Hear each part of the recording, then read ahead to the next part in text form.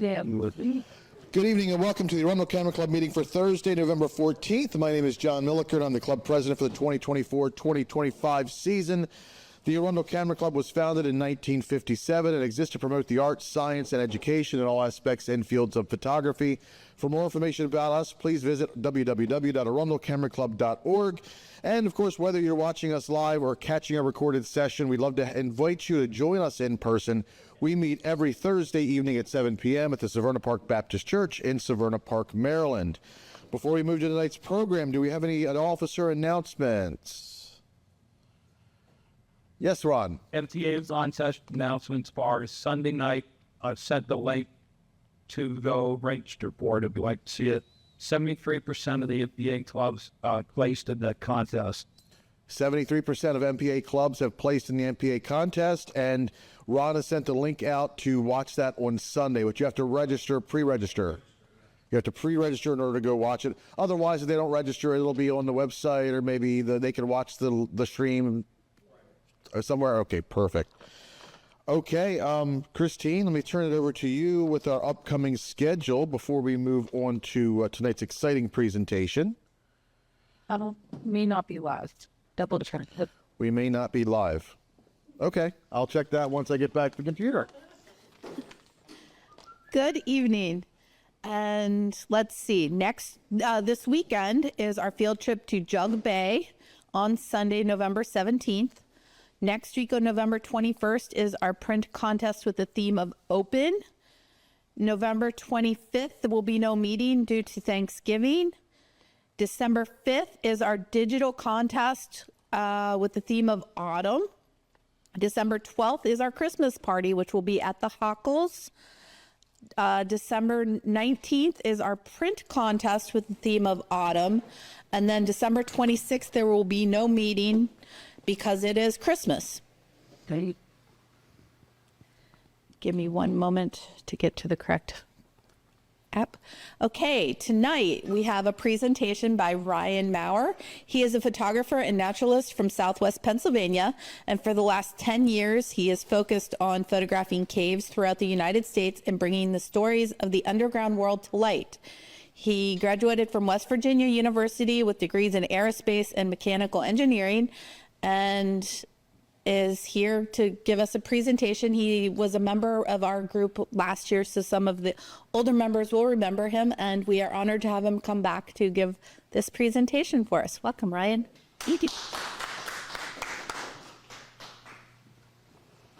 So, despite my introduction, I'm not talking about caves.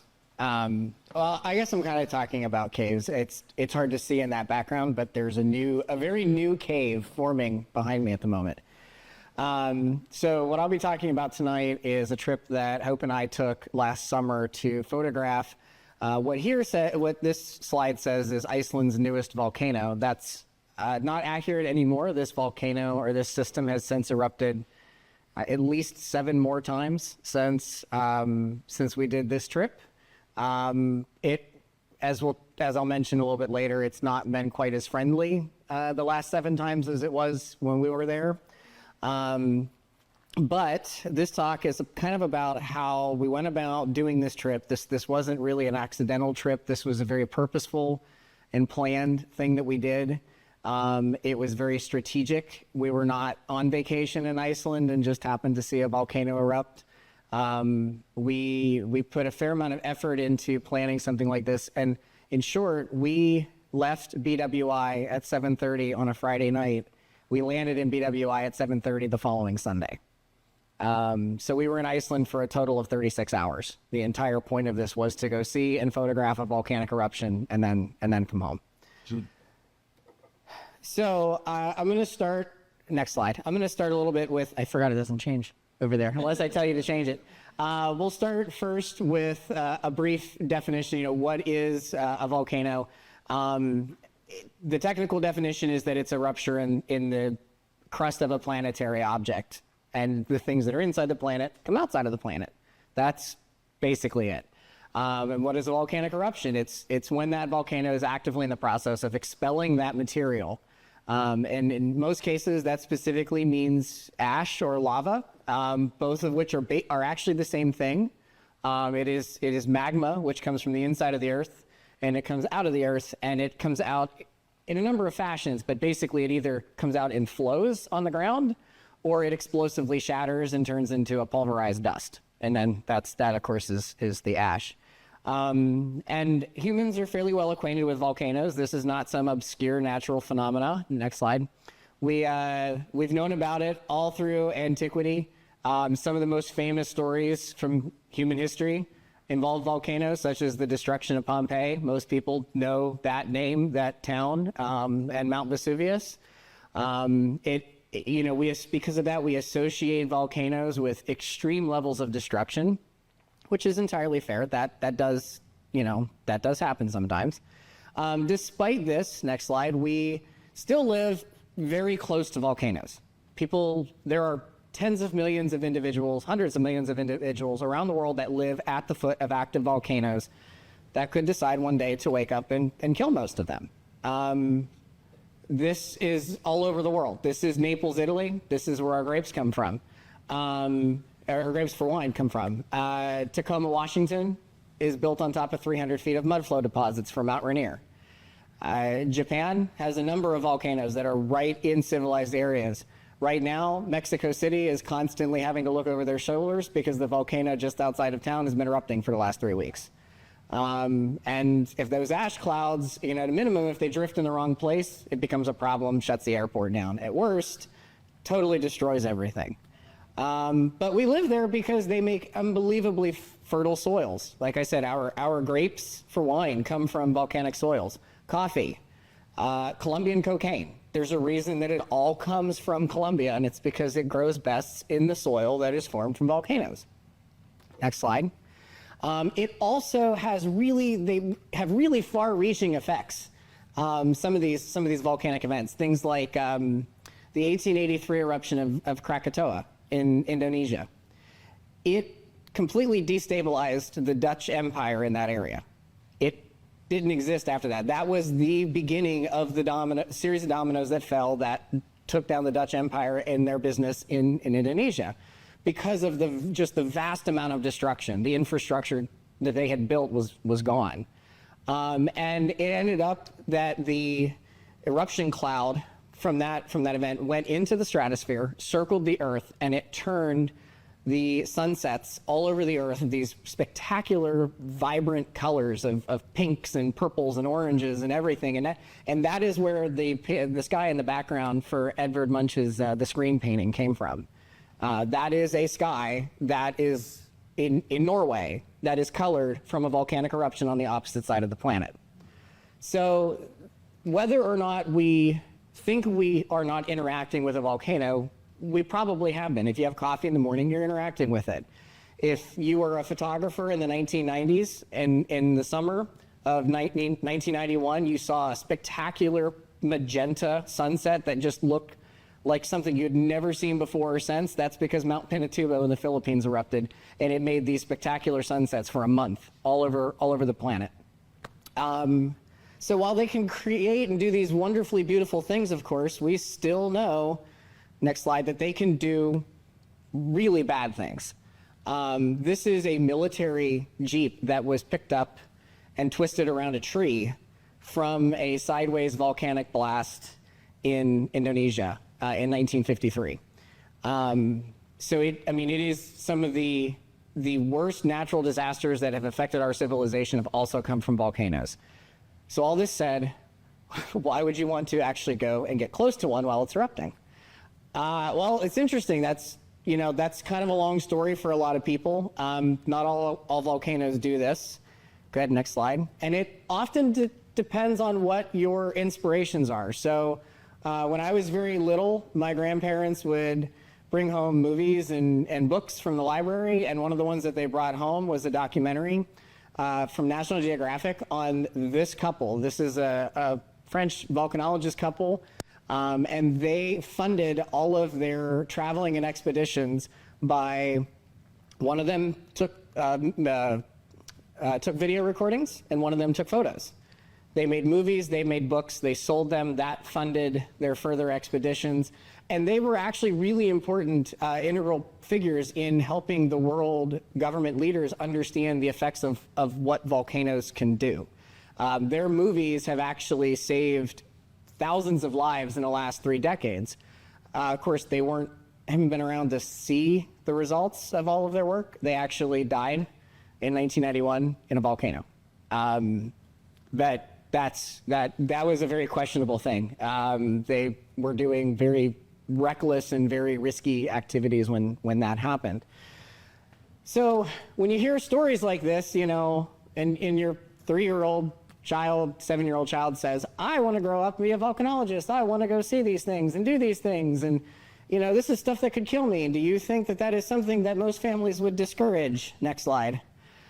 No, mine very much did not. My grandparents took me many places throughout the country. This is me at the age of 7 with a camera in my hands at one of the only 2 volcanoes to have erupted in the continental United States in the last 100 years. It is still active. You can still go there and see steam coming out of different parts of the volcano. On this same trip, we visited Mount St. Helens as well, which was 1 year before it had its series of eruptions in 2005. Next slide. And over the years, I got to go see a number of volcanoes throughout the United States. There is one here that I do not have on the list because I don't really count it, but technically I have seen Kilauea volcano erupting from an airplane. I saw it from an airliner as we were flying into Honolulu. I don't count a red glow up through the clouds as seeing an erupting volcano, though. That doesn't quite count it in my book. So the common theme with all of these is that none of them were erupting.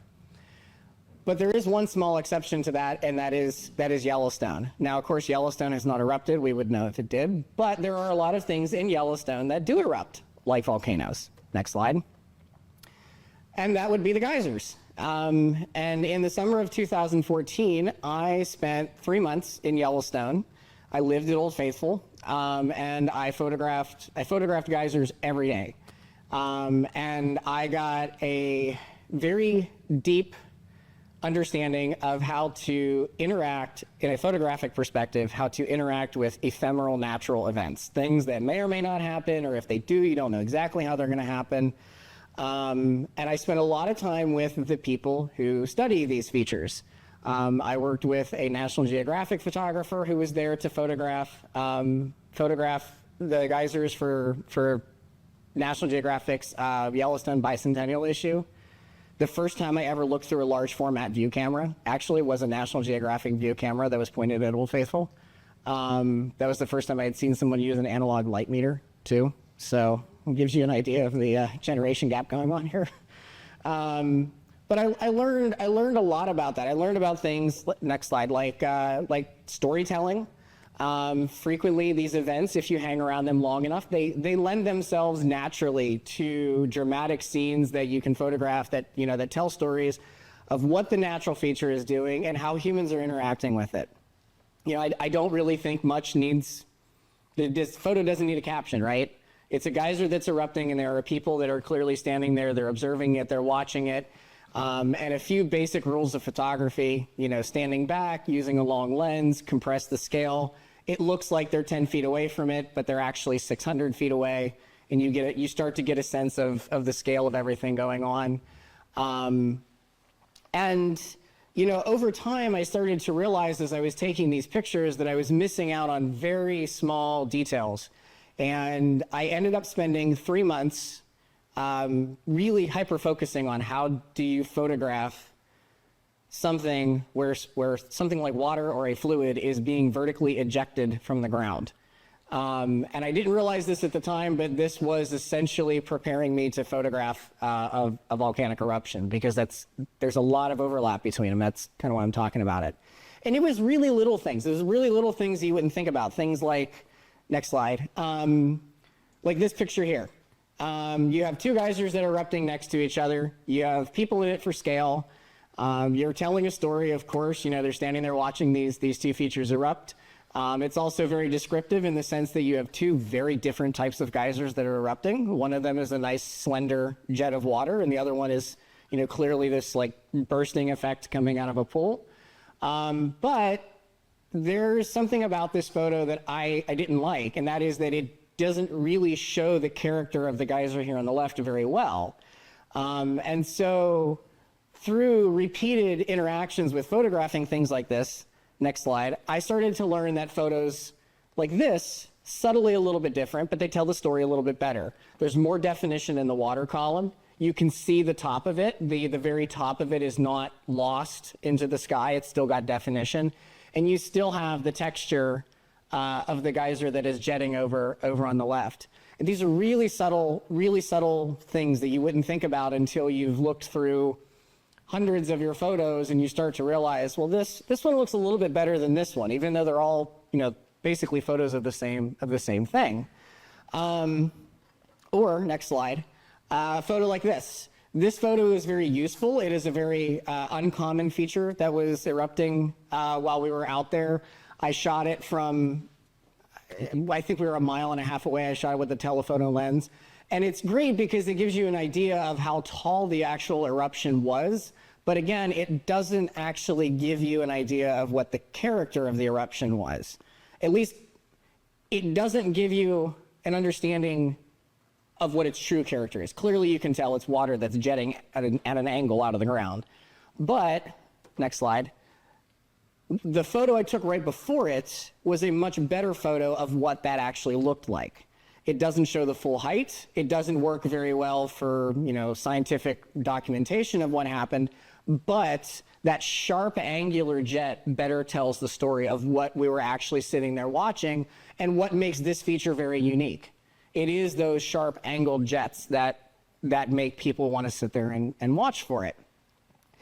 And there's a bunch of other, it's not just the eruption columns, there's a bunch of other finer details that happens at features like this. Next slide. This is a blue bubble. It is at the very start of an eruption of a geyser when there is a calm pool of water, and the gas, which is just steam, the gas from underneath rises up with such force that the water can't move out of the way, and it domes the surface of the pool without breaking the surface tension. Now, a thousandth of a second later, this was an exploding burst of water going in a different direction. This happens so fast, you almost can't see it when it's actually happening 10 feet away from you. But this was a feature that I knew was capable of doing this, and this was a feature that I spent off and on. I spent a couple of days for 3 or 4 weeks waiting for the start of the eruption to try to capture this specific transient event. And when you spend that much time around those features, you get really good at thinking, if I stand over here and I see this light over here, I'm going to get this type of effect in the water column. If I stand over here, I'm going to get this type of lighting, and the lighting's really nice. It's going to really put, contrast in the water column, but the top of the water column is going to be up above something in the background, and it's going to be lost in the clouds, and I can't see anything anymore. So it's kind of pointless. And you start to be able to pre-visualize these things that you might want to photograph or you might want to see. And suddenly it goes from luck and persistence to actual practice, to something that you can go out in the field and say, I'm going to do this. I'm going to capture these events. And I don't really need to have luck on my side.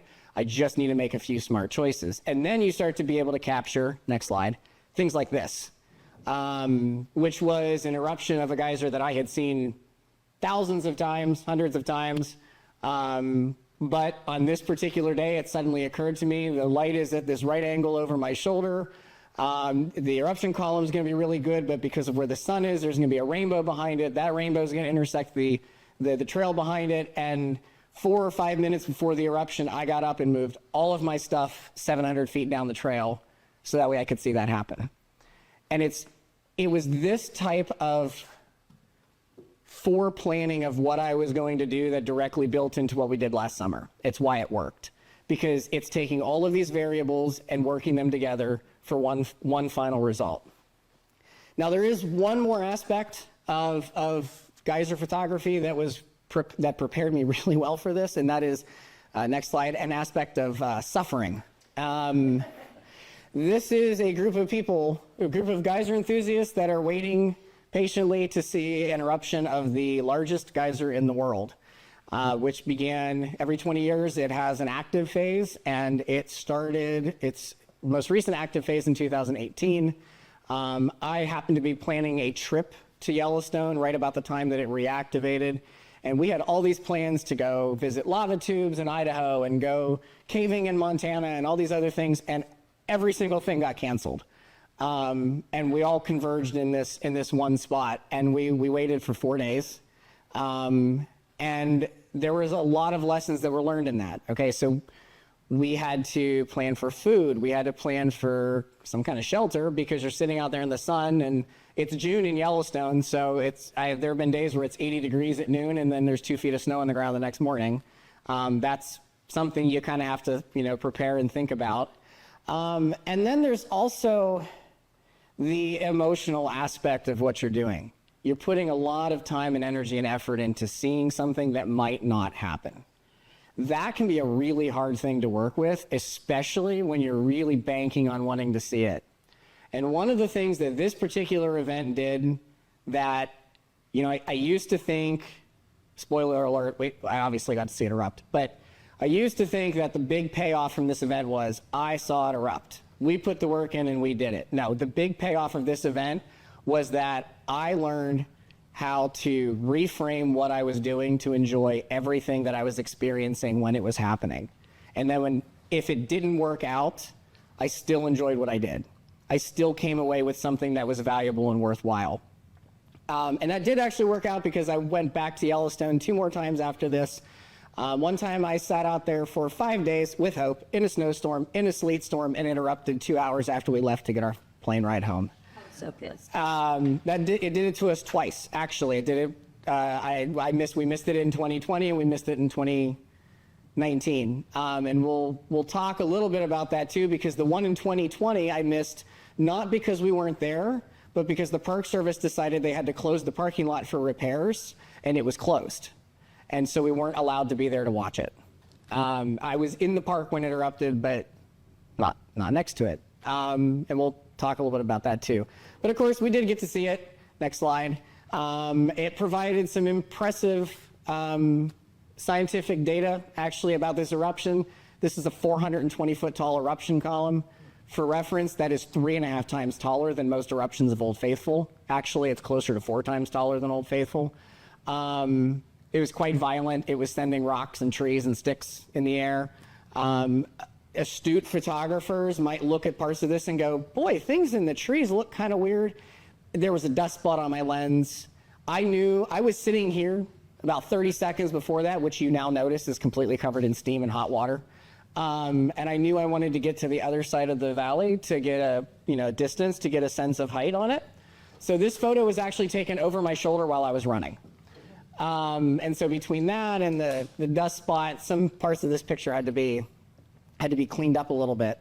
But this event was really interesting because it was a strong exercise in trying to photograph, again, a natural, ephemeral event that is just intense. Next slide. The emotional reality of what you're seeing is kind of hard to describe. I won't go into details. Everybody has their reasons for why it's like that, but to be able to perform in that type of a situation is something that I kind of surprised myself with it. Next slide. I realized later that I didn't actually remember taking many of the photos that I took. I remember the event, I remember running around, I remember trying to get places, but I don't remember consciously composing, setting exposures, exposure values, bracketing, anything like that. I realized that I was working on automatic control, and that was just this gigantic confidence boost of, okay, we can do things like this. We can decide at the last minute, I want to go see this. I'm going to rearrange my travel schedule. I'm going to make it work. And when I'm there, I can rely on my abilities to use my tools in hand to get the job done of what I need to do.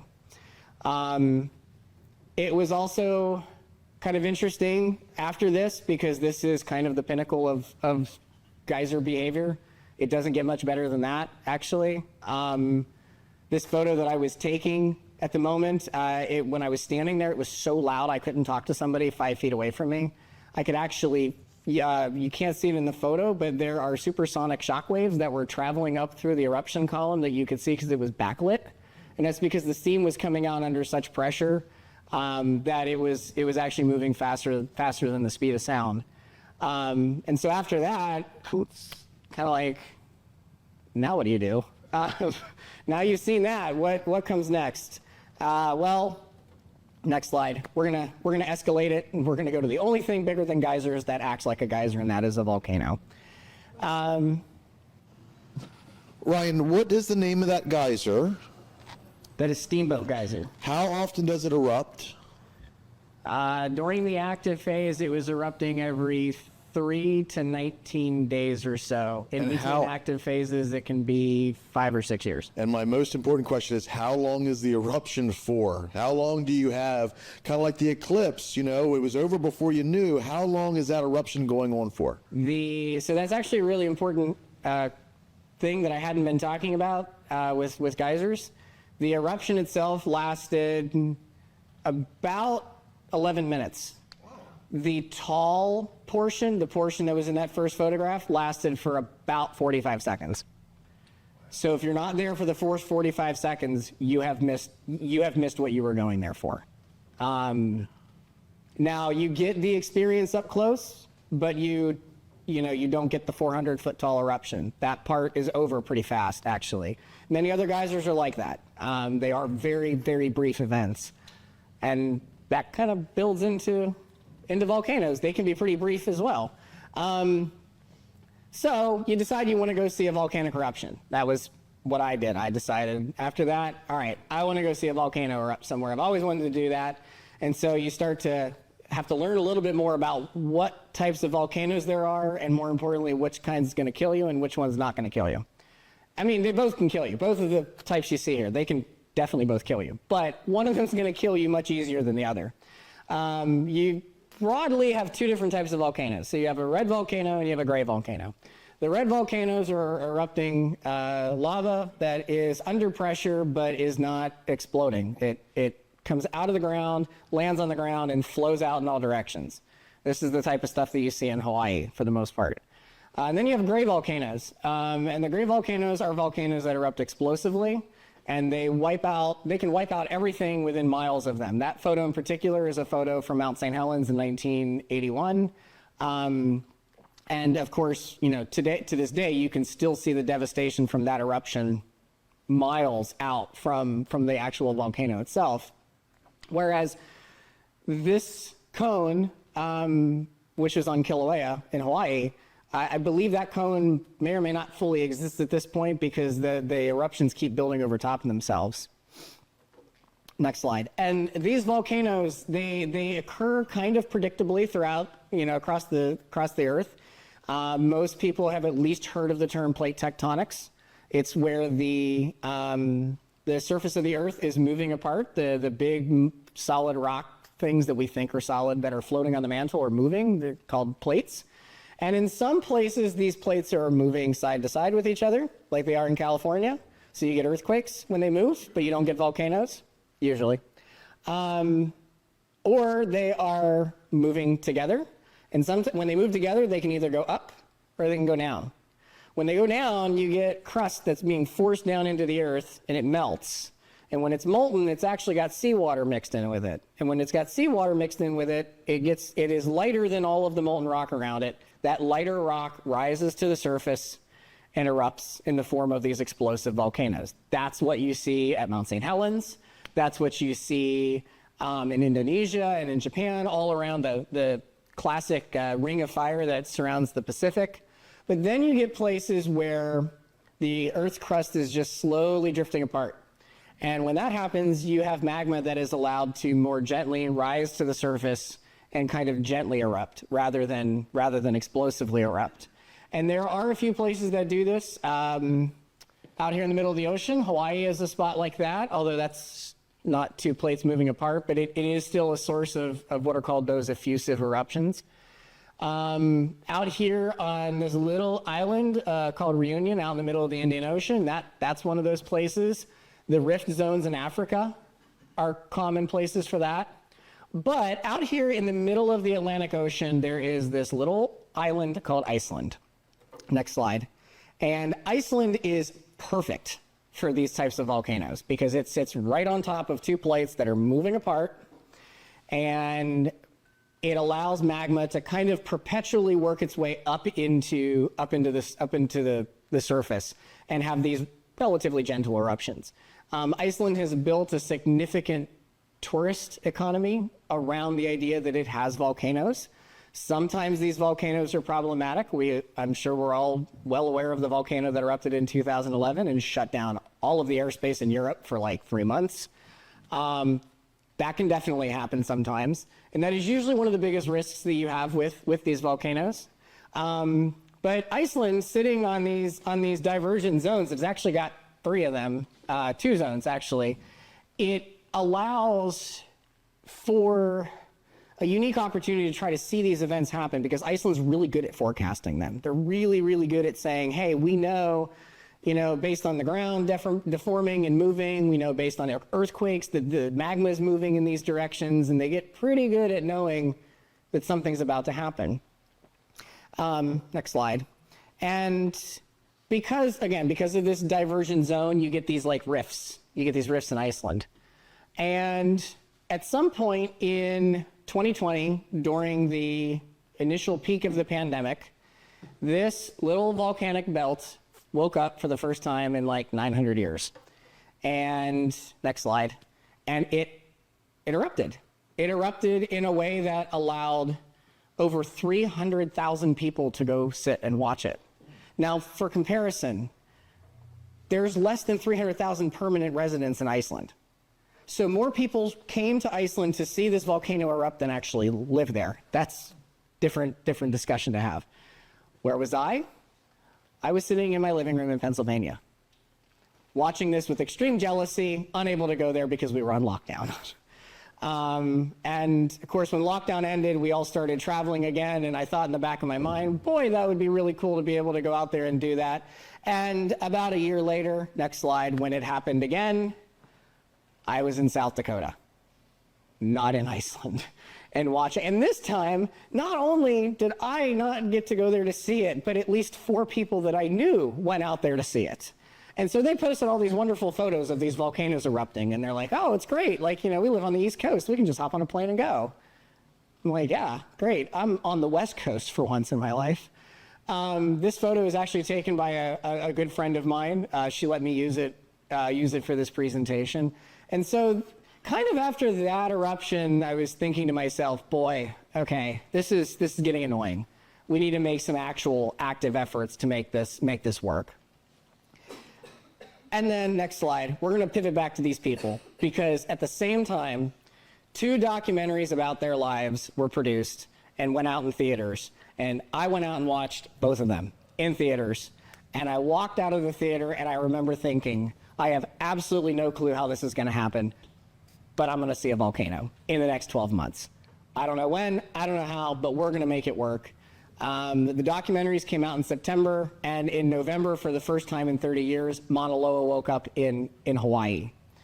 And we got so close as to having airplane tickets reserved and ready to go for that eruption, and we had to back out.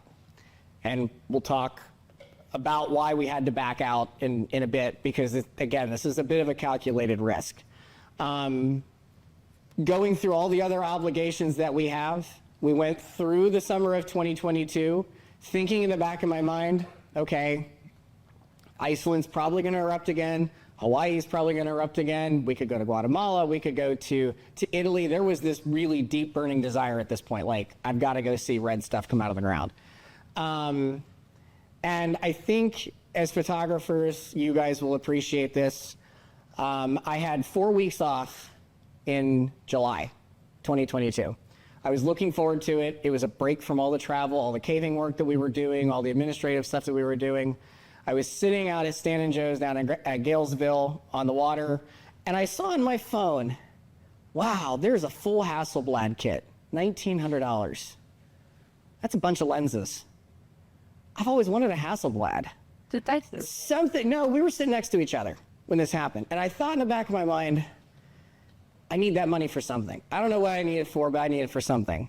Next slide. Not 2 hours later, Iceland started having an earthquake swarm that indicated that magma was coming to the surface. And the countdown and the chaos began. There was this very rapid thinking that we had to do of, what do we have planned? Hope had to go to Michigan for a government conference, an academic conference. I had to stay home and take care of the cat. There was a bunch of things going on here, and I'm thinking in the back of my mind, when can we do this? Is this even possible? Am I going to miss this again? I don't know. And so I actually had to sit down and write out, next slide, what do you need to do to pull this off? If I'm going to go see this volcano erupt, what do we need to do? The giant empty space on this slide should tell you that there's a lot. Next slide. Logistics. It needs to be accessible by plane, preferably by car, and then walking, of course. Legal access is a benefit. It's not required. We'll talk about that a little bit as well. Workable language and cultural differences, and time off work. This is kind of the logistics.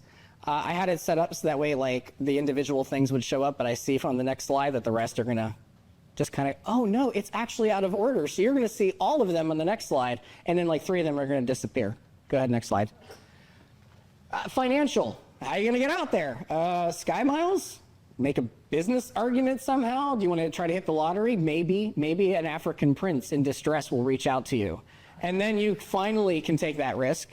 There's a bunch of gear you got to get. We had to get gas masks, and not just your regular ones, but ones that really protected against some nasty stuff like sulfur dioxide and fluorine. We're going to camp?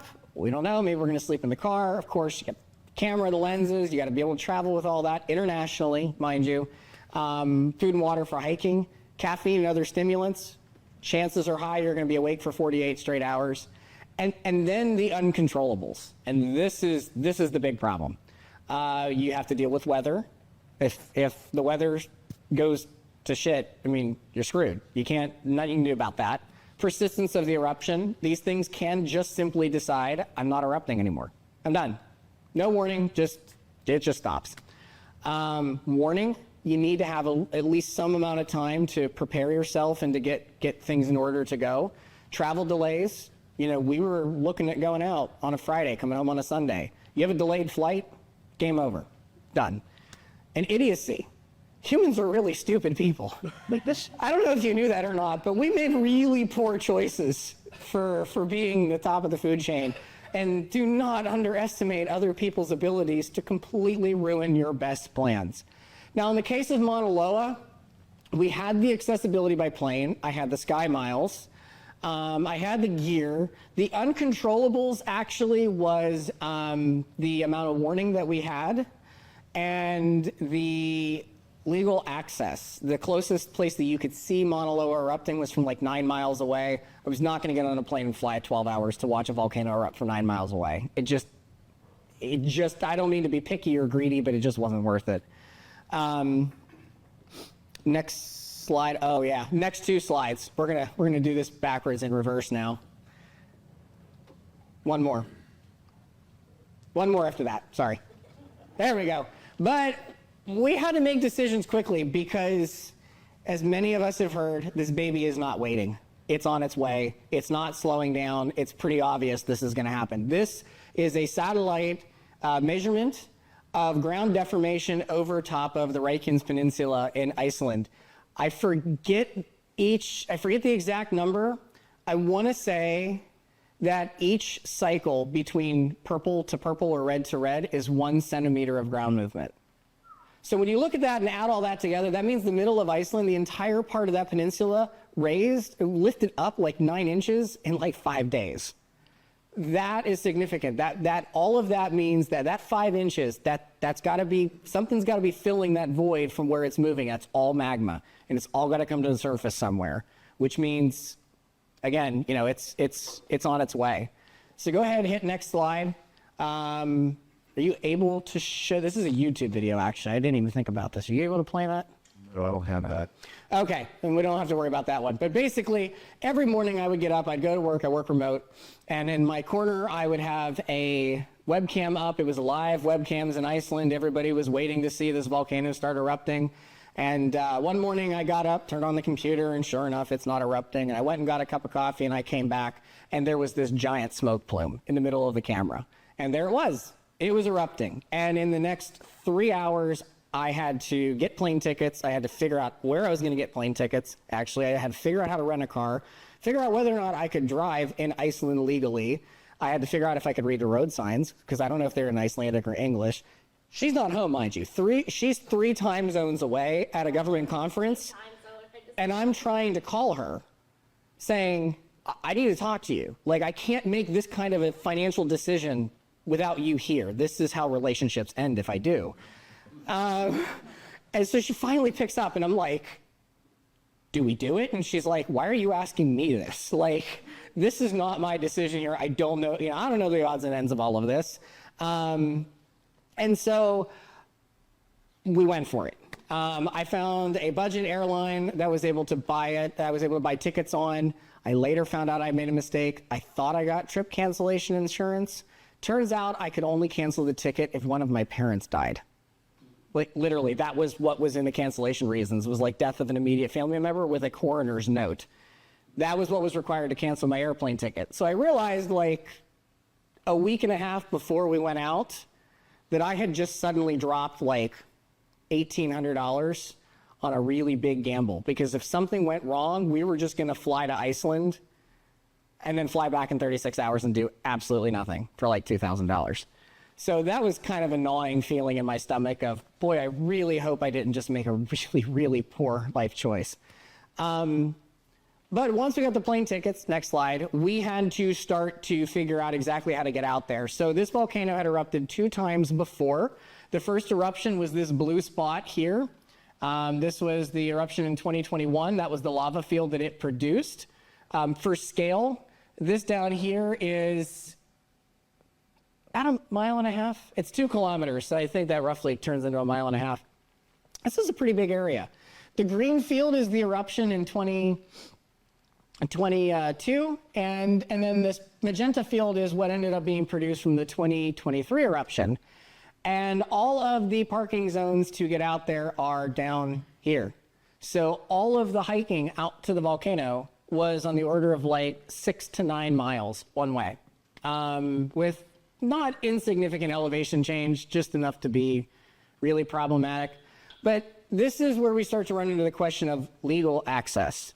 Because according to Iceland's travel and tourism websites, the only legal access was on this blue trail, which stopped here 2 miles away from the eruption. Now, why did I say that I didn't want to go to Mauna Loa? Because I didn't want to watch a volcano from miles away when it was a little blip on the horizon. Well, now I've committed to almost $2,000 to this. So I'm either going to go and watch it from 3 miles away and actually be kind of mad about myself, or maybe we can figure out a way to come all the way back around here and walk all the way out and sit right there 500 feet away from it.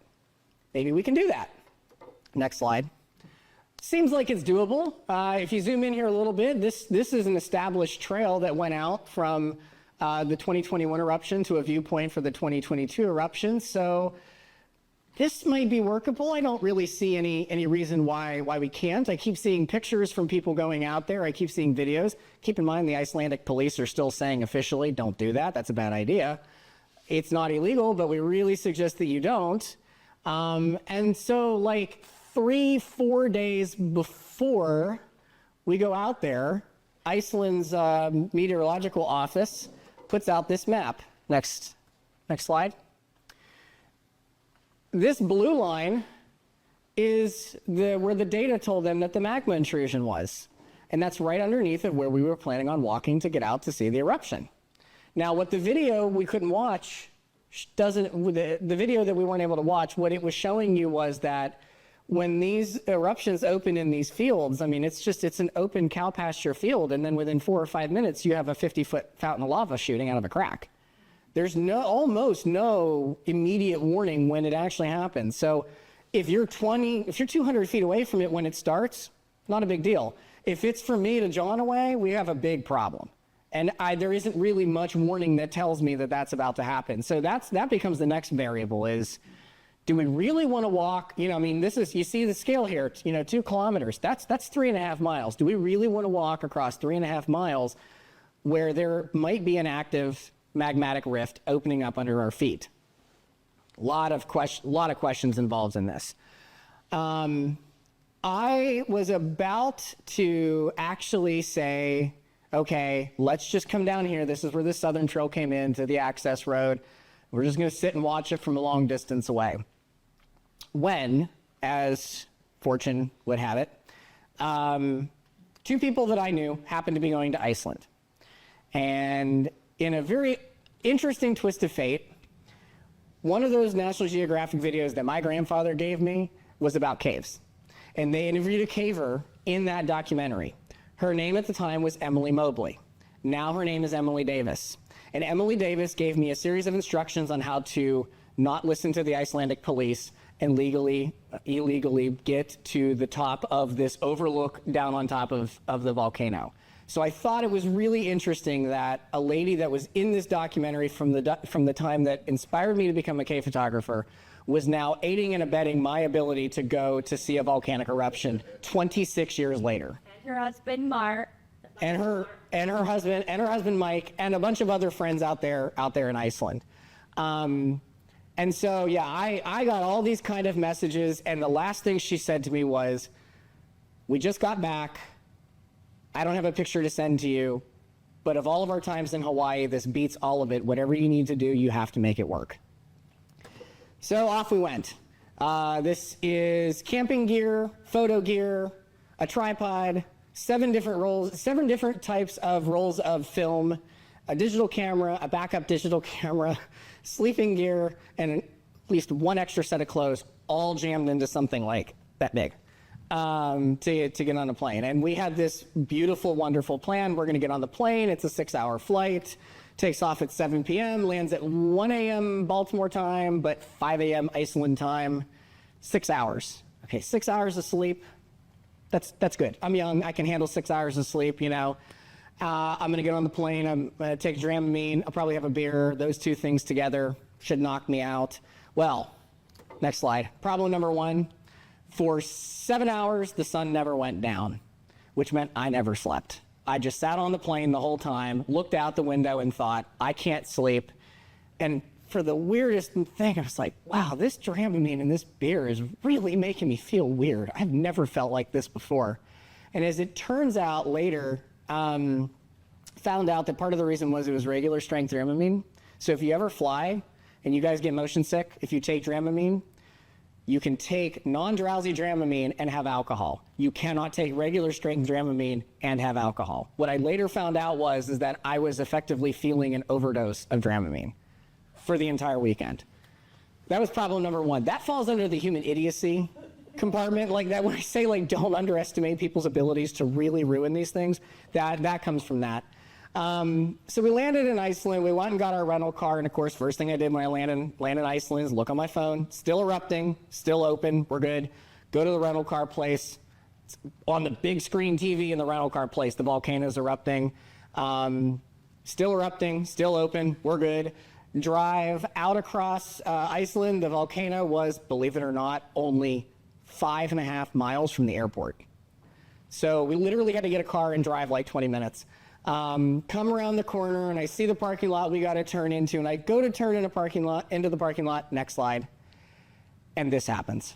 No warning, no understanding of what's going on. Police officer pulls over in front of me, puts on his lights and says it's closed. And I'm like, what do you mean it's closed? It's closed. Why is it closed? I don't know, but police chief says it's closed. We can't let anybody else in. You got to keep going. Got to keep driving. So I drive along down the road, completely stunned. Like the last thing that I saw, I look on the phone, I look online on all these sources. It's open. It's open. People are still out there. But here's a police officer telling me, you can't go park. You can't go. So next slide. This is where. sorry. It's not going. That's okay. Go for where, let's see if I can hit it. This is where you, and I'm not referring to Christine trying to change the slide here, but this is where you have to start to think on your feet about, okay, we are no longer operating according to plan. We got to make this work somehow. We gotta figure this out and take positive steps. Oh, it's not changing here. Oh, Well, that's unfortunate. Okay, what kind of? you're still recording. It's good. Can you see my computer screen? What do you want to do? Let me reset the. Yeah, absolutely. This is a good chance. Any questions yet? So, wasn't it a volcano at New Zealand that killed a bunch of tourists not too long back? Jeez. Yes. Yes. So there was a question about there was a volcano in New Zealand that killed a bunch of tourists not too long ago. That was in one of the many examples of a great volcano. It was an explosive event. Actually, it was a volcanic eruption, but not the type of volcanic eruption that you would think of. Lava was not directly involved. It was very hot rocks at depth that heated water to the point that it caused the rocks above it to explode. And so it was this gigantic steam explosion. And I could be wrong in that there may have been some actual magma involved, but there was no warning for the most part. And that particular volcano, unfortunately, carries that kind of risk. And that kind of risk, there was actually lawsuits about whether or not that type of risk was fully conveyed to the people that were there that died that day. By comparison, when we were walking out to the volcano, I was fully aware that like a hole could open up in front of me and lava could come out. In fact, it's interesting in terms of balancing risks of what we were doing. When I told my mother, I called my mother and said, all right, we have tickets to go to Iceland. She's like, all right, so, you're doing this. And I said, yeah. And the only thing she said was, do you know how to drive in Iceland? And I said, yeah. I said, it's just like in the United States. Traffic laws are almost exactly the same. Drive on the right side of the road. And she goes, okay, because I know that you're doing the best that you can and you're going to be as safe as you can. And while I would be upset, I can accept you dying in a volcanic eruption. I cannot accept you dying in a completely preventable traffic accident. She's like, I just don't do that to me. I'm like, okay, fair enough. We have a really good head on our shoulders here, actually. So this was the parking lot here that I was trying to get to. This is the one that was closed. And so we drove down around. This one was closed, drove around here, came into this one. That one was also closed, but that police officer at least let me park there so I could try to, I don't know, sleep. I have no idea what I was going to do at that point. I tried to sleep. I mostly just sat up, nauseated in my stomach, thinking, I'm here, the volcano is there, and I can't go. And I don't know why. Like, it's one of the... I was prepared for weather to stop me. I was prepared for the volcano to stop erupting. I was prepared for the volcano to pick up in activity to the point that it wasn't safe to go out there. I was prepared for all of this, and I had no idea what was going on. And as it turns out, I did later find out, while we were still sitting in that parking lot, that a group of tourists, American tourists, walked out here the night before, and they stood on top of that hillside, which was surrounded at that point by lava in 3 different directions. Now, the Icelandic authorities have a lot of leeway with what they let people do. They do not let people stand on top of a hillside that is about to be completely cut off by lava. It took them helicopters, multiple squad cars, and bullhorns to get these tourists come down off of this hillside. And that was what closed the eruption site. Was the idiocy of people. That's what it was. Now, I think what came out of my mouth was something along the lines of, let them die. I think I'm pretty sure there was a few extra words that were in there that are not safe for families and children. I had very strong opinions on what should have happened to those people, but nevertheless, there we were. It was closed, and it was because somebody else was unbelievably stupid and selfish. And so we sat there for a little bit debating what to do. I still couldn't sleep. I was just awake and wired, and Hope was like sleeping like the dead in the car. And every like 5 minutes, I'd wake her up. What do you think we should do? And she'd go, I think I should go back to bed. And she'd fall back over. And then eventually she got really frustrated. She goes, I don't care what you do. I'm sleeping. Go away. And I was like, okay, sorry. So now she's mad at me too. And this trip is just falling apart at this point, right? And then I look on my phone again and I see some notice that says eruption site reopening at 9 a.m. Okay, it's 8:55. I think I can do this. I think I can make this. And so I went over and I see there's a police officer sitting there, people around him, and I hear the police officer say, yes, I know what the internet says, but my chief hasn't told me that we can open this yet. And there was some gut instinct, some gut feeling that said to me, if this is gonna open, this is not the parking lot that I wanna be at. I wanna be at this parking lot. Now that's an enormous gamble at that point, because it's a small parking lot, it can fill up 9 cars it can fill up, right? I have a guaranteed parking spot here, but this is not the viewpoint that I want. I want to try to get around here. This is the spot to be for an event like this. So we got out, we drove around, and we get over to the parking spot, and there's cars backed up in both directions. The police officer is still sitting there, and he's sitting there talking to a a tourist bus, and we're sitting and we're waiting. We're waiting, and I'm thinking, all right, so long as the police officer has the traffic stopped, I can legally be sitting in the road waiting. I'm here, this is a good thing. Guy gets in his car, bus pulls away, and I swear to God, the police officer gets in his car, pulls out, looks at me, and waves me into the parking lot. And I was like, son of a bitch, here we go. So we parked, next slide, and we began our walk. And it was a really long walk when you're sleep deprived and horrifically jet lagged and stressed out like I was at this point. This is looking back down to the parking lot. The parking lot's actually down and around to the corner. This is walking up a bunch of old basalt that are just loose gravel hills. And again, when you're on like 7 hours of like jet lag at that point, you haven't seen the sun go down in like 18 hours, and you've been awake for like 20 at that point, that was a really long hill. But it was really cool. Next slide. You walk up to the top of it, and you're greeted with this gigantic mass of lava. This actually came out of the 2021 eruption, you know, and it's so cool. It still smells like sulfur. Like you can walk up to it, you're like, wow, I remember watching that come out of the ground on a webcam. That's pretty cool. So the hike out was just really awesome because you got to like see this progression of volcanic activity. You also got to see the reasons, next slide, why there was a problem. And there's the big problem going on in Iceland. I took this photo from Emily Davis, actually, the day before when she walked out.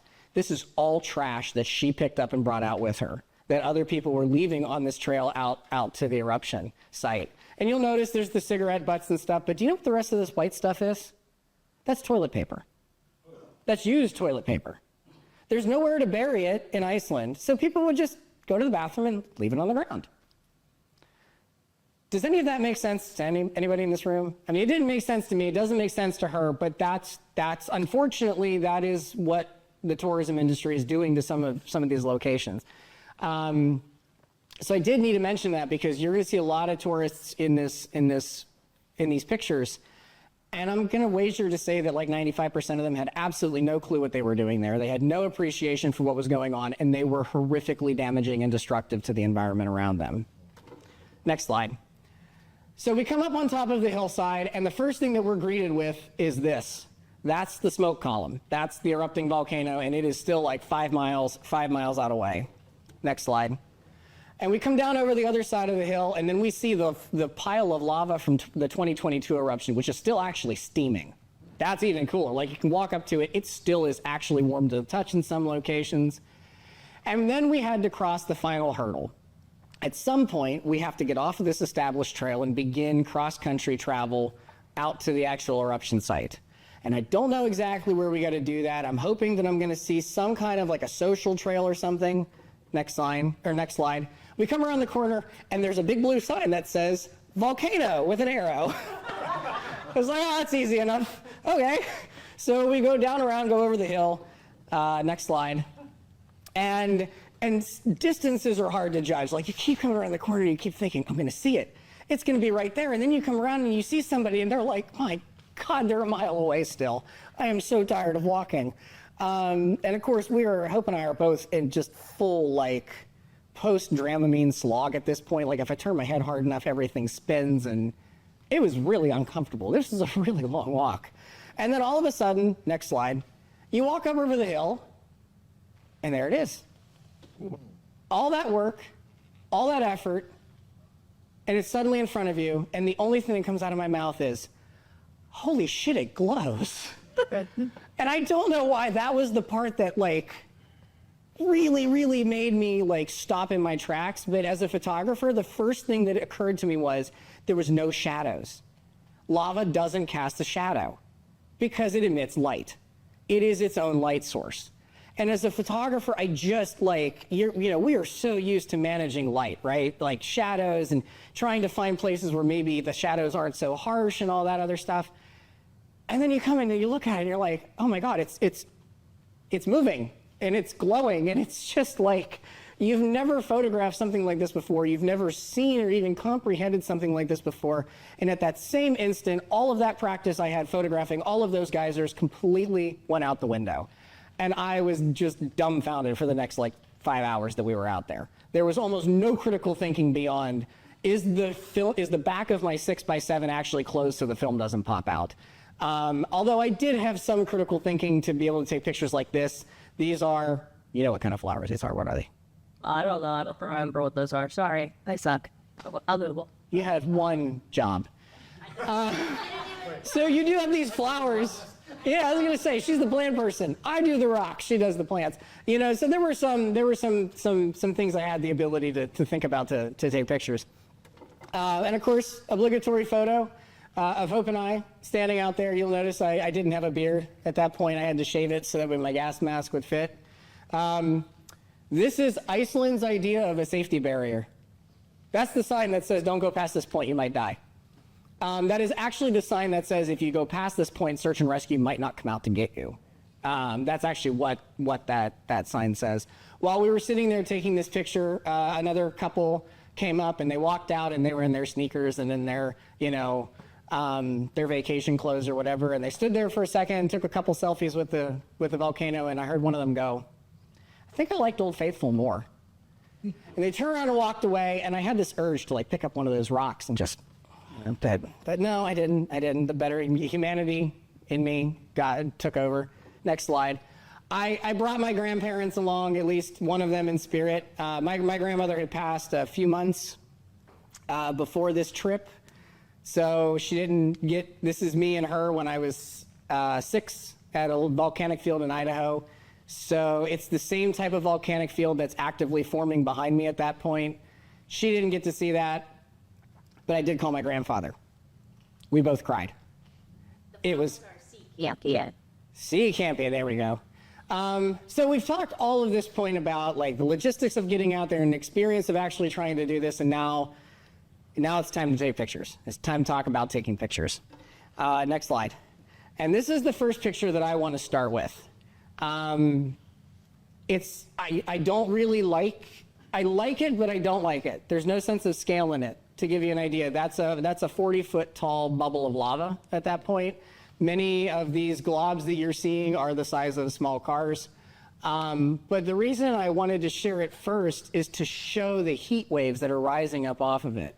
Now, when I say that there was like dumbfounded thinking going on, there wasn't critical thinking going on, for me at least, I had a 95% fail rate of the photos that I took with my digital camera. And it is because I used autofocus and the heat waves screwed with the autofocus. And almost every single one of my photos was blurry and out of focus because of it. And I didn't know that at the time because I wasn't looking. I wasn't looking at the back of my camera. I wasn't looking at details. I was not stopping and thinking, am I actually doing the right thing here? Mostly because there was a volcano erupting in front of me and I just really had a hard time comprehending that actually. Next slide. And when you zoom out, I mean, from this distance, you can see this is all blurry and out of focus. And I mean, there's a couple reasons for that. This was shot with a very long lens. It was shot at 400 millimeters. For a sense of scale from side to side, that's about a 200-foot wide cone. So the erupting lava is, 80, 90 feet tall at that point.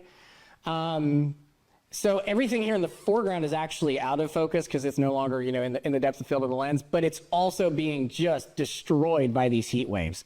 I mean, the amount of distortion in the air was just unbelievable. It was at ground level, nearly impossible to get pictures. And so, okay, that's lesson number one. Don't stay at ground level. Next slide. Thankfully, this volcano erupted next to a hill. So we walked up the hill, and from up there, it was an entirely different story, an entirely different scenario. The heat waves were better dispersed. We were able to actually get clearer pictures. You certainly started to get a sense of scale. You could start to incorporate people, and the story of what was going on could actually start to be captured. And this was the general view. Next slide. It was quite impressive. There was a sensory experience going on that wasn't captured in these pictures. At this point, the volcano is 1,200 feet away, and it's like sitting next to a burning wood stove. You can feel the heat from 1,200 feet away. I mean, I want to take my jacket off. I can feel the heat. It was hot. The lava wrapped around the hillside we were sitting on, and it was just heat coming from every different direction. You could smell it. You could hear it. If you sat down and you put your hands on the ground long enough, you could feel this rhythmic thumping in the ground, and it was the gas bubbles pulsating their way up through the vent. The volcano itself sounded like an industrial steam plant. You had these thrashing, violent noises, and then these explosions of pressurized gases. And then as the lava would come out and cool, you'd hear this tinkling noise because it would get real brittle, and it sounded like breaking glass. So you had just these overwhelming sensations coming from all these different directions that it was really, again, it was hard to think about exactly what you were doing if you've never been in that particular type of situation before. Now, I do want to take a moment, though, to talk about the fact that even though the place was closed briefly because of the idiocy of people, that didn't stop the idiocy of people. If we zoom in to the upper right corner here, next slide. Oh, but those are people. And those are people, that gives you an idea of the size of the volcano. And I do want to note, this is a really small eruption. Like, this is real. The eruptions that happened 6 or 7 times after this one were 100 times bigger.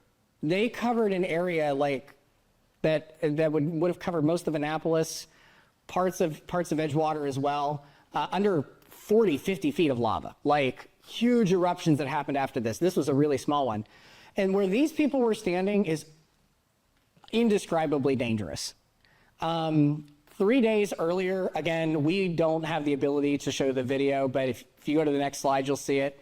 3 days earlier, this entire wall of the volcano had collapsed. And all of the lava that was in that crater had drained out to the side and made it out here in less than about 10 or 15 seconds. Those people, if they had been standing next to it, what you would have seen was they would have disappeared under the lava, and you'd have seen a little puff of flame. That'd been it. That was all the organics in your body just completely vaporizing into gas. There is absolutely no reason for them to be standing where they were, but humans. Wow, there's oh, wait a minute. Now my computer is having issues. Sorry, give me a second. Are you able to go to slide? I guess, oh yeah, all right, this is the next slide. That's weird, my computer was also doing the same thing. So it was really interesting because, like I said, I brought a film camera and I brought a bunch of different rolls of film. I wasn't exactly sure which kind of color film I wanted, so I brought 2 different kinds of slide film, and I brought 1 color print film along with my digital camera. And now the beautiful thing about this that I find is that I had a 95% fail rate with my digital photos. I had a 92% success rate with my slide photos. And that is almost entirely because these were all manually focused. And so there was no focus, there was no autofocus issues going on. When I was doing the actual process of zone focusing and setting the lens to its proper f-stop, there was more of an ability to get these clear images. And I think also the relative differences in resolution styles between film and digital actually worked out really well for this, because the grain of film it persisted, even though you might have heat distortion. And the grain of film helped add some definition to the rocks that you see in the foreground, despite the heat waves. Whereas with digital, the pixelation, the sensor was having a hard time. It was having a hard time dealing with that hard, contrasting textured surface while it was also being warped and distorted. Next slide. And if anybody's wondering, I did have slide film in the freezer with a Sharpie that's on it that said for lava only. And I brought it out. I wasn't sure if I was going to be able to find more Velvia 50, and I didn't want to accidentally shoot everything that I had. So I kept like 3 rolls of it just in case for lava. Next slide. And it worked. It worked really well. Actually, this is one of my favorite things to do right now, is to go hold my 6x7 slides of this erupting volcano on my light table, or put it in my 4x5 enlarger and project it down and look at it. The colors are just, I'm sure many of you have experienced seeing a slide on a light table. There is no digital rendition that will show what it is like to see lava captured with Velvia on a light table. It is just utterly spectacular. Next slide. And certain things did actually, there were still some muscle memory things going on for me with from the days of geyser photography. One of which was the instinctive process of sitting down and not rushing to take your pictures, especially when you only have 10 on a roll or something, and watching what the volcano was doing. And what I was able to see that the volcano was doing was, it was having this roiling, thrashing motion, and every minute and a half, it would have a big burst of lava. And I knew that if I just sat and waited, eventually I'd get one of those big bursts and I'd be able to get it. But I also knew I didn't want the bursting of the lava to get up above that dark zone and into the light clouds behind it, because I would lose the definition of the top of the eruption itself. And so it was really interesting with the 6.7, because we'd sit up there and it was like sitting at the side of a football game. There's all these people with these big long lenses and everything, and every time the volcano would erupt, you'd hear this thousands of clicks, and then about every 3 minutes in all those clicks, you'd hear clunk, clunk, and that was my 6.7 going off. And then me just sitting with my little film winder, cranking it along. But it worked. I mean, the process of sitting down and stopping and thinking worked. Next slide. I did use my digital, though, for some things, because it was the only thing I had a 400 millimeter lens for. One of which was these lava cascades. Again, no sense of scale. They're about 40 feet tall. But I was able to practice and play around with using different shutter speeds to capture motion. This was a relatively short shutter speed, I think, maybe about 1/8 of a second. Next slide. Whereas this one was closer to 2, and gave more of a sense of motion. It was difficult, though, because the wind was just blasting us on that hillside. And I mean, there's, no matter what you have, 400 millimeter lens, there's no tripod that can really hold it steady when there's a 30-mile-an-hour wind blowing on you. Now the next one is not a YouTube video, so you might be able to play it. Next slide. Are you able to play that? No, not the way I bring it into the server. Oh, darn. This is a video from the top of the hillside looking down onto it, and it shows the bursting process of the volcano, to show the motion that I was trying to capture with it. If anybody wants to see any of these videos, the fissure opening up, the cone collapsing, and then this one. To see if I can't bring it to PowerPoint. It won't go through the stream, so I apologize to our stream people, but maybe. Yeah. There we go. So that crater is 150 feet wide. Those bubbles that you're seeing are, when they clear the top of the frame, that's a 40 to 50 tall burst of lava at that point. And so it's all these pictures that you see, it's trying to take all of that chaotic motion and isolated down to a single frame that actually captures a descriptive image of what that looked like. And it was not, oh, now it's playing on my computer. Next slide. I was relatively successful with it, actually. This was a 1/15 second exposure that I was specifically trying to wait to capture one of those big bubbles bursting. There's some rendition, there's some resolution loss as it gets projected up here onto the TV, but when it's on my computer monitor at home and when it's printed on a metal print, it's kind of disorienting. I have a 20 by 24 of this on my wall at home, and when I walk by it, if I look at it the wrong way, I actually feel like I'm getting vertigo because it looks like this thing is actually exploding out of your face. It's a really, really dynamic picture, and was actually relatively tricky to capture. Next slide. Now, one of the things that was interesting with this, though, is I was able to get a direct comparison between the different types of slide films that I was shooting and the print film, of course. These pictures were actually really hard to color balance because the magenta, or the fumes that you see here are a light blue color, and they really wanted to throw off color balances with my digital camera. And to give you an idea of what you lose when you go from film to digital, the slides on a light table look great. The slides, when I digitized them, looked terrible because of that slight blue haze completely messing with the digital capturing equipment. So it didn't matter if you were shooting these pictures in the field with your digital camera or trying to scan a film negative later. Digital still had the same problem with rendering it. And there's one more thing that digital had issues with that I've already hinted to it with slides, and Hope can finish this statement for me. What is digital terrible at? Orange. It's terrible at the color orange. It just does not render orange the way that films like Velvia and Ektachrome did. So this first picture here, this is with Velvia 50. It was the most well-balanced of all of the pictures that I shot. I did not use any warming filters, although I probably could have. It was overcast. But the colors were pretty good. I mean, Velvia 50 in particular is a fairly warm film to begin with. What I really liked was, I believe that the infrared emissions off of the film actually mess with how the film records the lava itself, because there's a different tonal range in the flowing lava in this versus in my digital pictures that I couldn't replicate. And I read later in some places that some slide films have a slight sensitivity to infrared signatures. And of course, there's a lot of infrared signatures coming off of that. Next slide.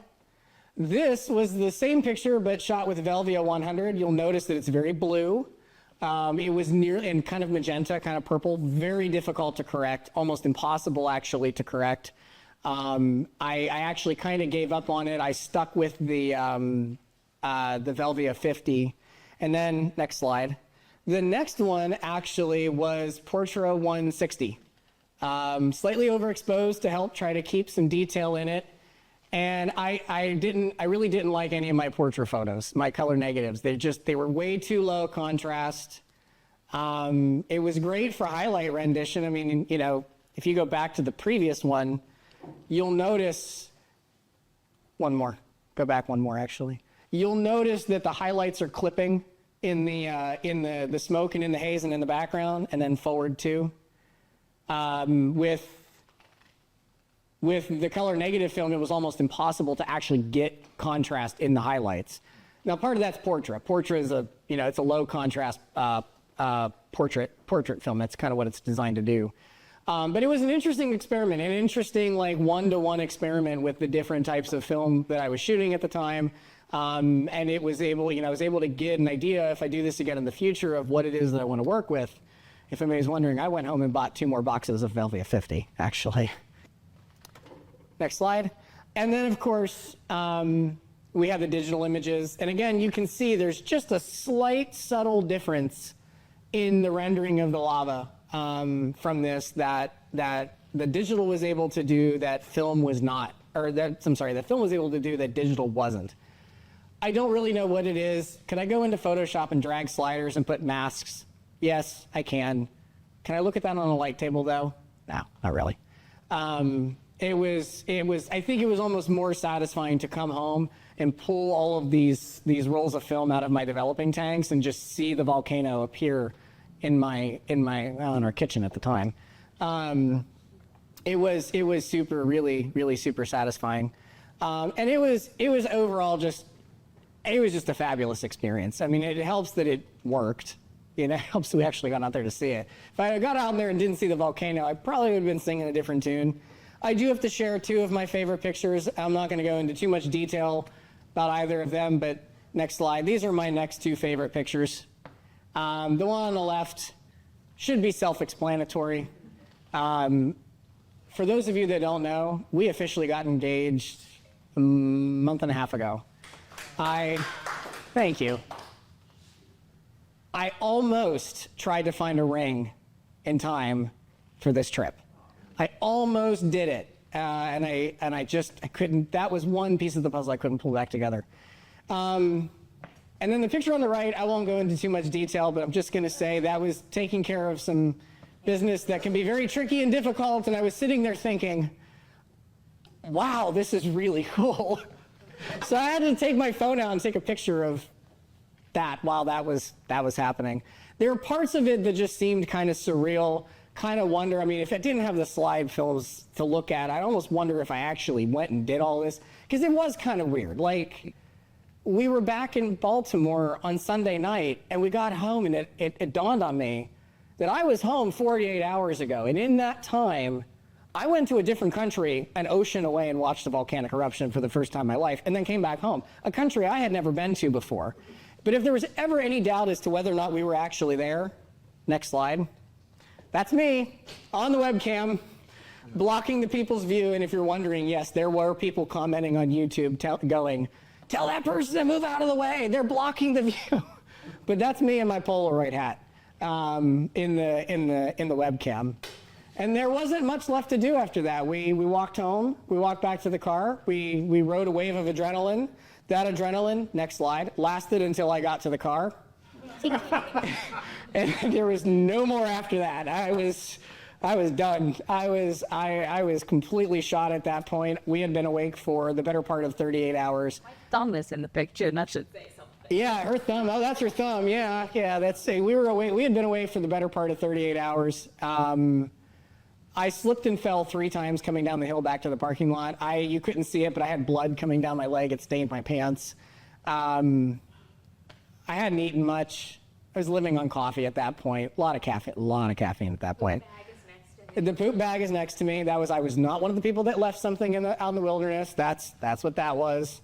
It was just a wild ride. And so we had some time after this before we had to go back to the airport. So we went and found a place to camp, slept in the car, and I decided I needed to go see something that just made sense to me. Next slide. So I went and found the only regularly erupting geyser in Iceland and took a picture of it. This is what I did after the volcano, was go find something that I could comprehend. And then of course we went home and wondered, when are we gonna do this again? I don't know. We'll see. Well, Questions? Were you required to wear your mask at any point? No. So when I got to the volcano, actually I did wear it for part of the walk out because there were portions of the moss fields that were on fire, and they were making smoke clouds, and I just didn't want to walk through the smoke clouds of that. I mean, I had the mask on, so I put it up to my mouth. But it's no different than walking through like thick campfire smoke at that point. But when I got to the volcano, I saw a Icelandic search and rescue individual, and I asked them, how do I know when I should put my mask on? And they pointed at the blue cloud and they said, this is a direct quote, that's the blue cloud of death. It's up there. If it comes down here, put your mask on. Okay, that seems pretty straightforward.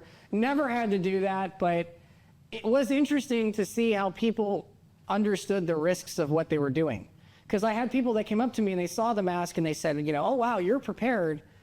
If the wind shifts, you get to stay and we have to leave. And I'm like, no, like if the wind shifts, I survive. You don't. Like, you die. I don't. I'm not going to stay here. I am going to leave and get into fresh air and survive to do that. You, however, will have a very big problem. And that's a recurring issue with volcano tourism, is people just not comprehending the reality of what they're doing. Any other questions? I have 3 questions. The first one is, one of your shots from up the rocky hill, you said you were 1,200 feet away From the volcano, yes. from the lava coming out of the sky, or from the flow? The flow is much closer. It just sounds like a very small number. It's 1,200 feet's It, you know, when we were a sitting quarter there, of a mile. I mean, that's yeah, it's a quarter mile. For a volcanic eruption of that type, that's a pretty safe distance. At that point, it moves pretty slow. The lava moves pretty slow. It was a fairly stable situation at that point. You know, if this was the earliest hours of the eruption, I would agree. That's too close. You don't know what thing, you know, the first hours of an eruption like that are really dynamic. They're kind of chaotic. It's pretty dangerous to be out there, actually. So the chances of something randomly opening up at that point were actually fairly low, all things considered. But it was close enough that you could. I actually sat down at one point and I started dozing off. And as I was dozing off, I could feel that rhythmic thumping. And there was this one firm bang. And it like woke me up, and it like dawned on me, I'm close enough to this thing that I can feel it moving the ground that I'm sitting on. Which was I learned what it was like to feel the fear part of awe at that point, actually.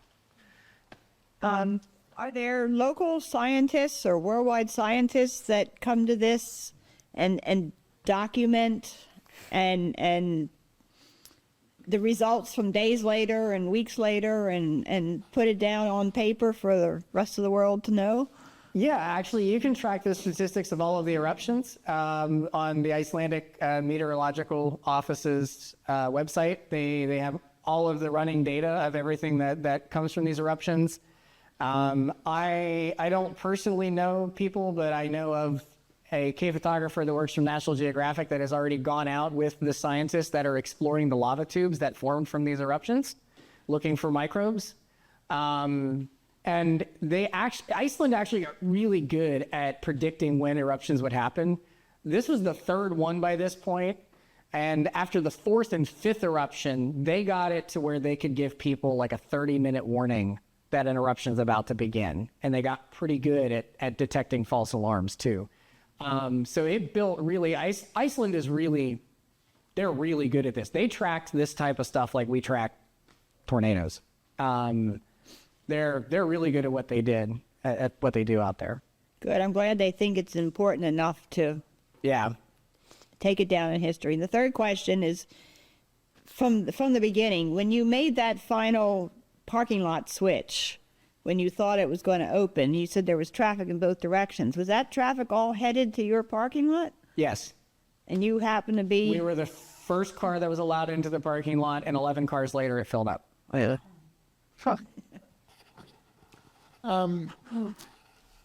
Are there organized trips that the Icelandic people run to these if they can predict when the volcanoes are coming, rather than just have people willingly show up and drive off? So that's one of the issues that's been developing with volcano tourism out there, is that folks want to show up with the expectation of seeing lava.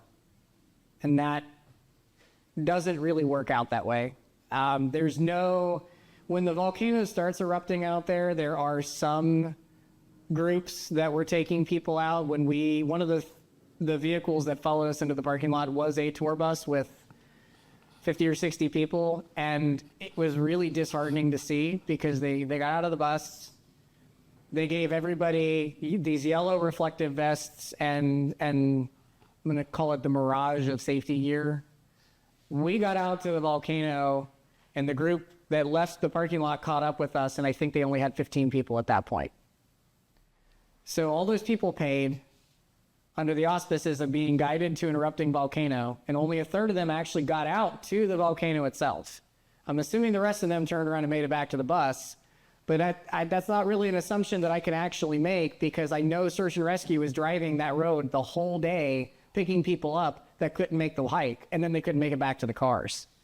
There were issues with twisted ankles. Somebody on the other trail 3 days earlier had a heart attack walking out, exacerbated by the smoke. I mean, it's just, it can be summed up with the person that walked out and said, I thought Old Faithful was more enjoyable. There's no actual comprehension of what it is that they're out there doing, what they're seeing, or even the reality of it can rain. They're 6.5 miles from a car, and it was 52 degrees with wind, and many of them were in t-shirts and shorts. If it rains, you're going to have a really nasty walk back to the car. So there are groups that lead organized trips out to the volcano, but they carry their own issues with it, and it's unfortunately large portions of it seem to be people capitalizing on, the ability to conduct volcano tourism, essentially. At least I'd have to sign a waiver. I'm assuming they didn't. I didn't sign any waiver. I just shout out. Yeah. Not responsible. No. I actually told the search and rescue people, point out when I was talking to one of them, if I do something stupid, just leave my body out there. Don't make it an example. Maybe recover my SD card. That part would be nice. I took those pictures for a reason, But right, yeah, but the rest, but me leave that out there as a reason, as an example of why you don't do it. If there's anything to recover, I mean, you fall in a thing of lava, you're not getting anything back from it. So. I noticed that there's things that went into painting photo. Well, the only reason the trail was maintained was because the search and rescue vehicles were driving back and forth so much. That's just worn from the ATVs that they use. It's also worth noting that this was in a farmer's field. So this is a sheep herding area, and this is all grazing land. Private land. And so the Somebody parking owns lot it. that we parked in was actually somebody's private land. They had a little parking kiosk that they had put up, which I guess is $10 to park. the way that they remediate whatever we've done to their land. And then they just let you traipse across it because there are right to roam laws in Iceland. So you can cross borders, you can walk where you please. So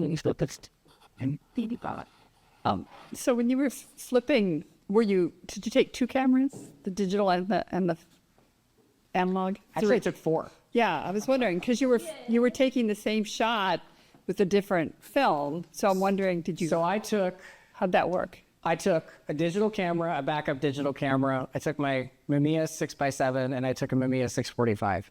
I left the 645 at the car. Okay. So I walked out there with 2 digital cameras and the Mamiya has an interchangeable back system on it. So that was where, but I was also at that point, I was shooting photos relatively quickly. So I only had one back with me for weight saving and space saving concerns. So I actually basically just shot through the roll of film pretty quickly. I also, because of my lens choices, I stuck with a pretty normal lens for the 6.7, which in some cases was not wide enough. And so I was shooting 2 images to get a wider field of view that I would stitch together later. So in some cases, I was only getting 5 shots on a roll. Oh, and my advanced lever jammed at one point and overlapped one of the exposures. And so that was the 5% loss, was that one. So I think I got 3 pictures out of one roll of film or something. High risk, high reward kind of stuff. Any other questions? At any point after you were on your way back, did you stop and think, was I too focused on the photography that I didn't really see what I saw? Did you have any regret along those lines? No, actually, the whole walk back, I was thinking the opposite, that I don't know that I did enough satisfying photography work because I was so just dumbfounded by what I was looking at. It was so, you can understand an eruption of a geyser because it's like an upside down waterfall. You can't comprehend seeing 2,500 degree liquid rock being ejected out of the ground like that. There's no analog to it. There's no metaphor. So you spend the first 3 hours just kind of looking at it, and you can kind of feel the gears grinding in your head. Like, the hell is that? That makes no sense at all whatsoever. And so when I was walking back, I kept thinking, I really hope that I did actually get what I came here for, which was to get these pictures. Like, we're all photographers. We know what it's like. If you come home and you don't have the pictures, but you saw the thing, there's a feeling of loss. And so there was this, nagging doubt until the slides came out of the developing reel. Did it pay off? Did I do what I wanted to do?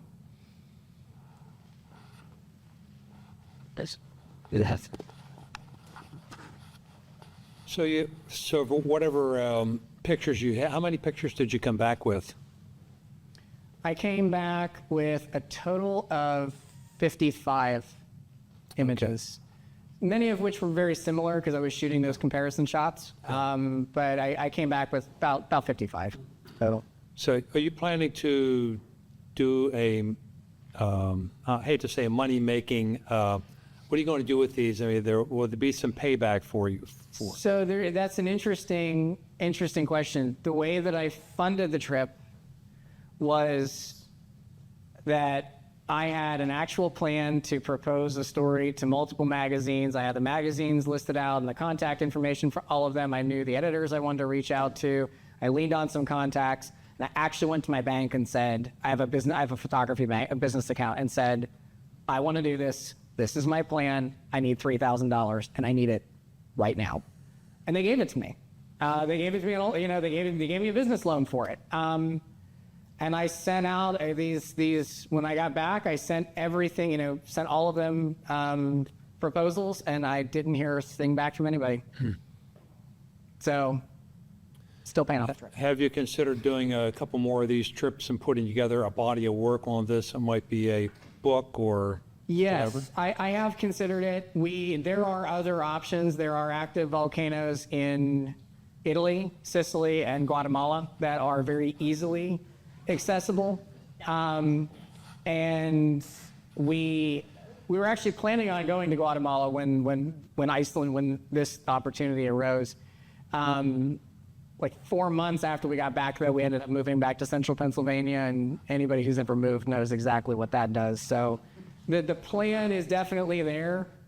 We plan on having a very cheap wedding, and then we plan on volcano chasing for a honeymoon for like 3 weeks, actually. So that's the next plan. But yeah, I do want to build up the body of work on this because it's just a fascinating subject to work with. Yeah, being that the sun doesn't go down at that, did you think about going on 2026? So when we drove home from the eclipse in April, I said to Hope, do you realize that the August 2026 eclipse in Iceland happens during the Perseid meteor shower, and that there is a non-zero chance that you could see a total solar eclipse, an erupting volcano, a meteor, and the aurora in the exact same field of view? And I thought, if that happens, I'll just die. There's no point in living past that point. And then I went home and found out that the first hotel room for Iceland for August 2026 was booked in 2004. So unless I want to find somebody's couch I can sleep on, which is that's a non-zero chance. I know enough people that live there that I could probably find a couch to sleep on. Couch? You can just lay on the ground. That's true. We could just sleep on the ground. We've considered that, actually. If we can get out there for 2026, the path of totality does pass over the volcanic field. The problem is that the last few eruptions have been enormously destructive to that area. Or not destructive, but disruptive, rather.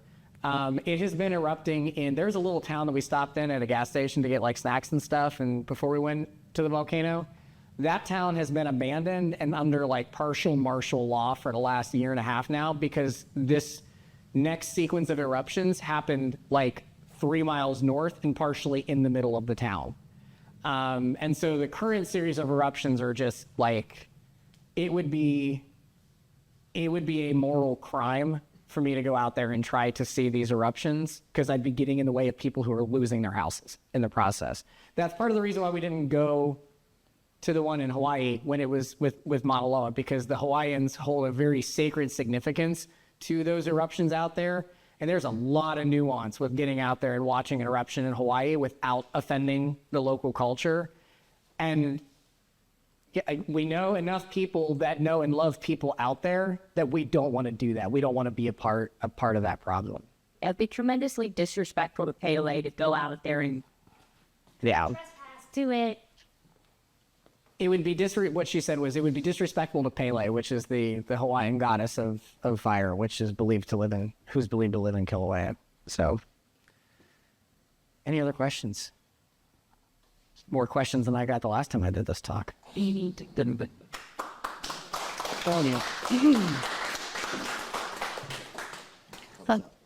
Thank you, Ryan, and thank you everyone for coming tonight. And we will see you guys next week for our print contest. See you next week. Thank you. Good night.